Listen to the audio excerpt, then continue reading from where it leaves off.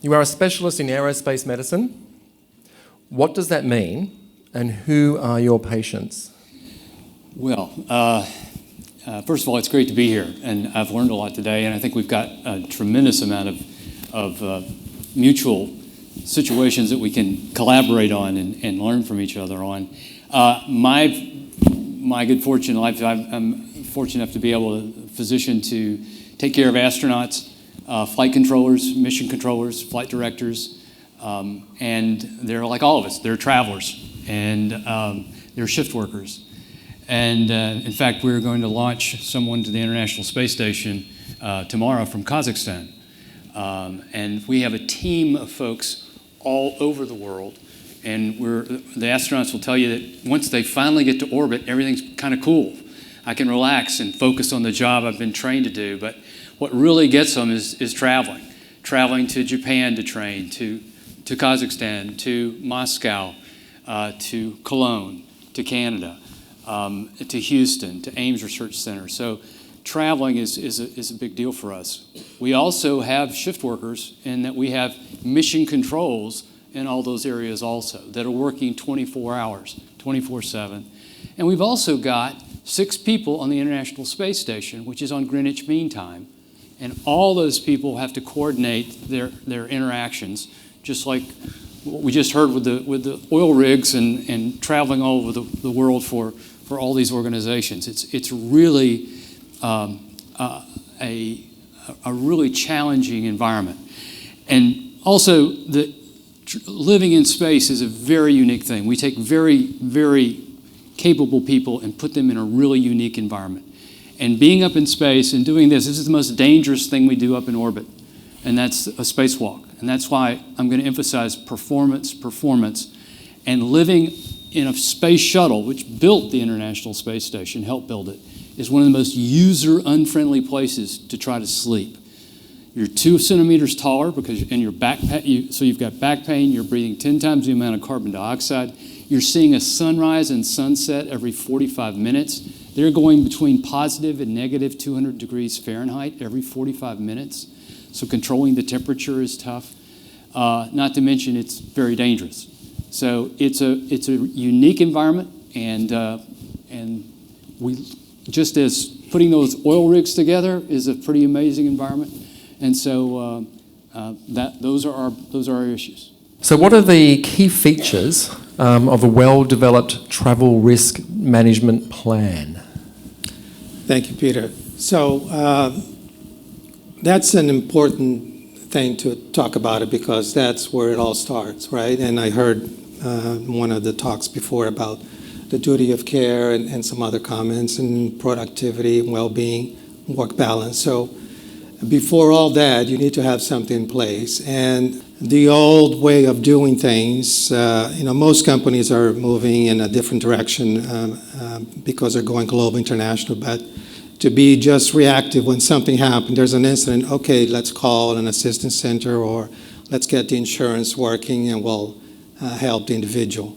That is not the way to go. You end up spending more money, having a larger issue with your employee, with the workforce, reputational damage if it's a significant event, be in the headlines and so forth. You're not going to attract talent. So you need to invest before as a preventive measure. So all your investment should be on preparation.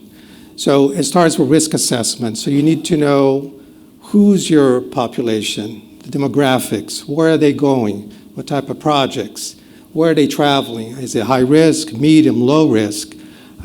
You need to do a specific, there may be some generic items as part of your risk assessment, but there's something that it's tailored to you, customizable. So you need to work on that risk assessment and in detail understand where is the workforce going, either as an assignment in a remote area or short and frequent travelers.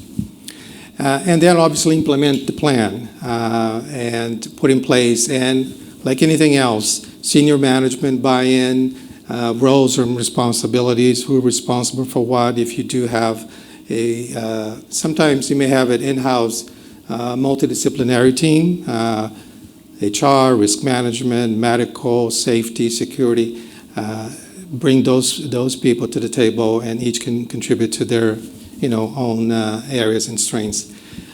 Implement those and address what do you do pre-trip. Once you have organized that plan, what are we going to do for that traveler? What kind of education, briefings, itineraries, clear any issues they may have pre-trip. What are you going to do during trip? If you use an assistant provider or if you have other resources, track the itinerary. We all know that things happen during travel, so if there is a riot, obviously you hear the news in Hong Kong, or extreme weather somewhere. Do you know if that traveler is there? Is he taking a break and doing a side travel somewhere?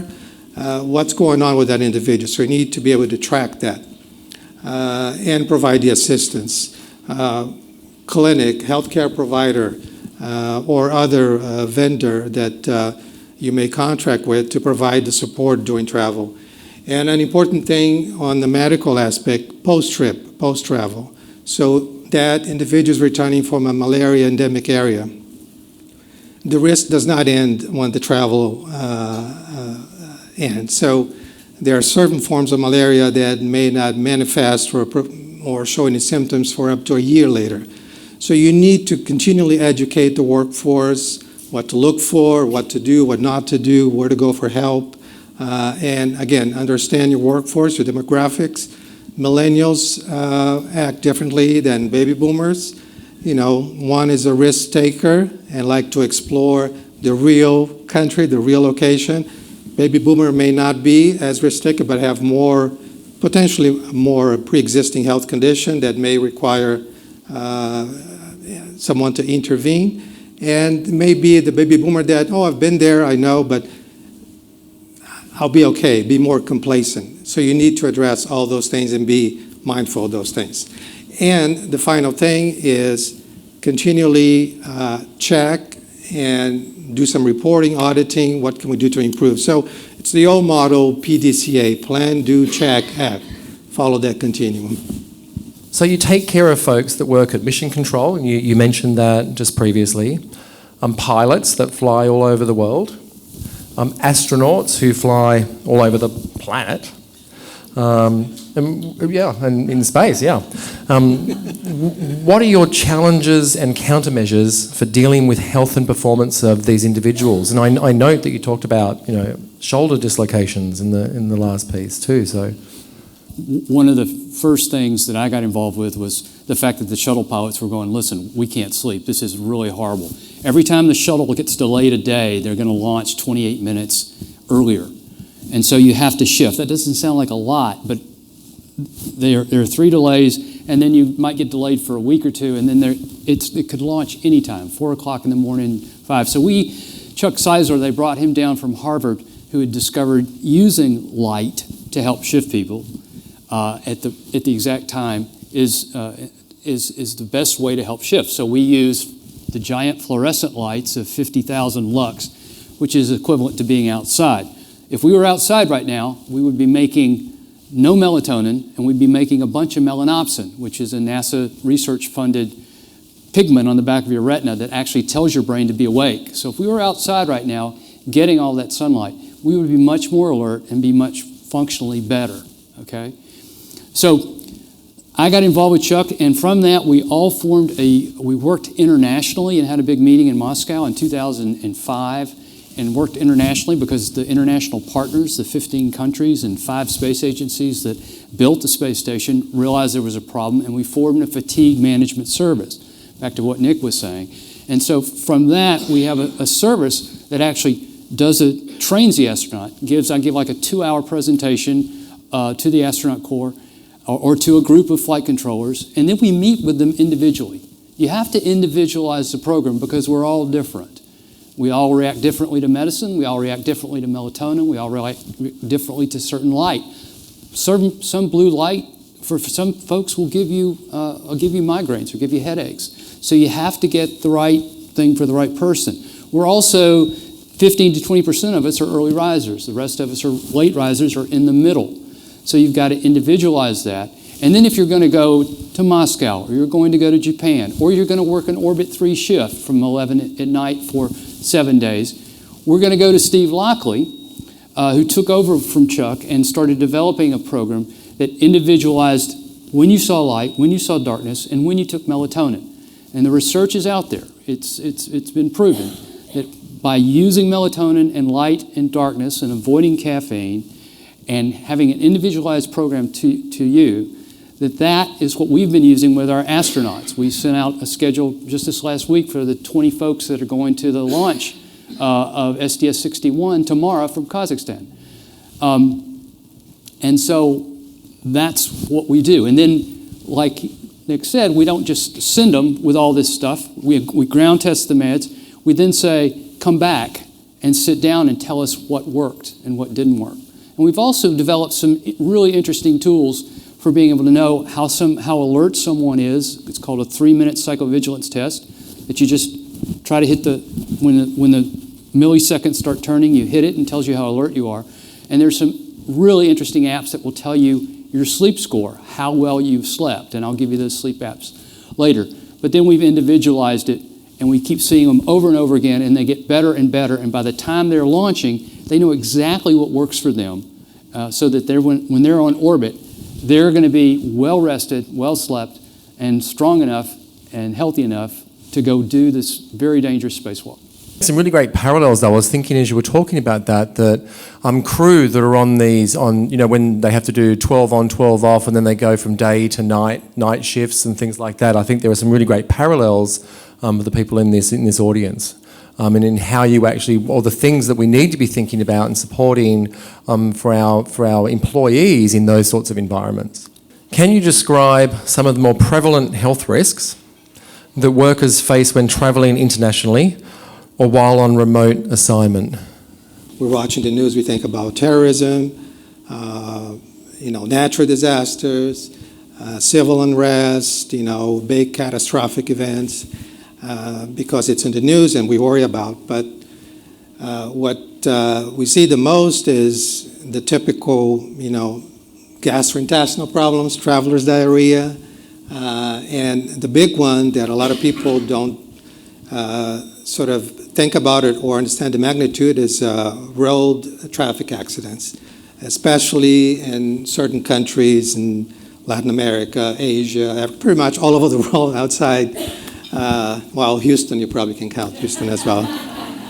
But so injuries from road traffic accidents. So it's top 1, top 2 health risk for travelers. So that's something to always keep in mind, and goes back to the planning that we talk about. So it may not be completely medical, but part of the triad, as I call health, safety, and security of a company thinking about it.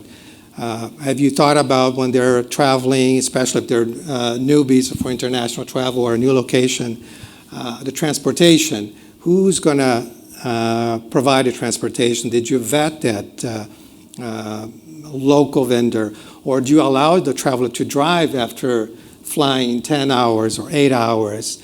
What do you do about that? Do you allow them to take an Uber in certain places and not in other places? So what kind of leeway do the travelers have? So it's important to keep that in mind. Even if you're familiar with the location, think about it. But the best thing is for the company to have a policy. And that's one of the things I forgot to mention on the original travel risk management plan. You have to have policies and the expectations on that policy. And the other important thing is that most or all organizations have a travel policy. Where can you book a hotel, use CWT, whatever the case may be. When can you fly business? But many don't have a travel risk policy. So what are the risks involved during that travel? So it's important to have that and have other policies to link to this travel risk management plan. Obviously, if you're on assignment, there are many things that can happen, health risks, and that's why an occupational health evaluation before assignment is important, fitness for duty, because usually what happens if you go to an endemic area is the vector-borne, is the insects, but if you go to altitude, It's problems with altitude. If you go into extremely hot environment, it's a problem with heat. So if you don't have a proper fitness for duty evaluation for those on remote assignment, you may not be able to pick up pre-existing conditions and see how stable they are. Have they been managed properly? And things can then escalate from there. We talked a little bit about mission control and the pilots and the astronauts and cosmonauts. What have you learned from these individuals that might help all the world travelers and shift workers in the audience? I think we've just had a little bit of a conversation about that, but would you like to add anything more? Yeah. At the same time the LEDs were coming out, we learned that different frequencies of LEDs, like the blue light is the most alerting, and getting rid of blue and green light is what you want to get before you go to bed. You want to get away from your computer screen. You want to get away. And so we actually changed, took $2 million, we changed the LED lights on the space station so that we could actually give them a tunable day-night cycle. Now, if you go to the cupola and look out the window and see a sunrise right before you go to bed, you're not going to go to sleep for an hour or two. Your brain is going to be so jazzed with that blue light, you just suppressed all your melatonin. And that's how Dr. Lockley and Time Shifter works. By giving you light, when it suppresses your melatonin and helps you shift faster. Just like if you travel west, you're going to be in light longer, and it's going to be easier to stay up. So that's how that works. And from that, you can actually, there have been some companies to develop some lighting that gives you actually the different frequencies of light, okay? That's the pre-sleep, that's the wake up, and that's the normal sleep. So those are the three settings on the International Space Station. And I travel with this. I'm going to Athens next week. And I'm going to have this in my plane as I'm traveling to keep me awake and not be so obnoxious to my crew member who's next to me. The other thing is you want to be traveling business class and you want to be lying down. Okay? If you're at more than an 8-degree angle, you're definitely going to need a bunch of intermezzo or some Ambien to help you get to sleep, because the studies have been done that it's not a good thing to try to sleep at that kind of angle. Or with, 2 350-pound oil rig workers dipping snuff next to you going to China. That was not a fun experience. Being up in space is an accelerated state of aging, okay? 10 times the radiation, okay? 10 times the carbon dioxide. And so know your genetics, know your strengths and weaknesses, know your fitness, make sure what you eat and what you breathe is high quality, which is what we need to do here, and sleep. That's one of the most important things all of us can do. Sleep is when you drain your brain. It's when your lymphatics, which they just discovered in the last 5 years, your lymph nodes of your brain actually get rid of those tau and amyloid products. So if you're not sleeping well, you're gumming up your brain. So sleep is really important.